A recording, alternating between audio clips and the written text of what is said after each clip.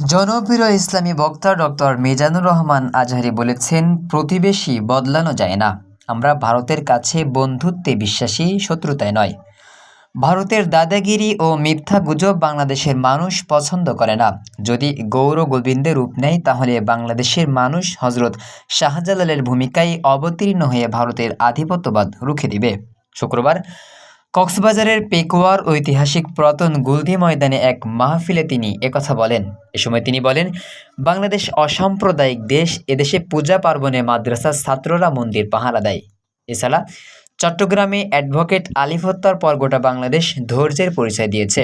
Doctor Mizanur Rahman Azhari বলেন, ঐক্য হচ্ছে দেশ ও জাতির উন্নয়ন অগ্রগতির ভিত্তি। বিগত 50 বছর নিজেরা বিরোধে লিপ্ত হয়ে এ দেশটাকে শেষ করে দিয়েছি। জুলাই আগস্টের ছাত্র জনতার অভ্যুত্থানের পর জাতি হিসেবে আমরা ঐক্যবদ্ধ না হলে শহীদের রক্ত বৃথা যাবে।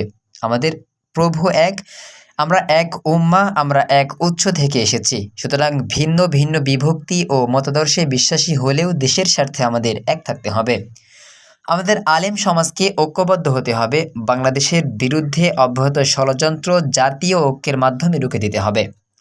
তিনি বলেন, অতীতের মতোই দেশে বিভক্তির ষড়যন্ত্র শুরু হয়েছে। দেশে অস্থিতিশীল পরিবেশ সৃষ্টির পায়তারা করছে ঘাপটি মেরে থাকা ফ্যাসিজমের প্রেতাত্মারা।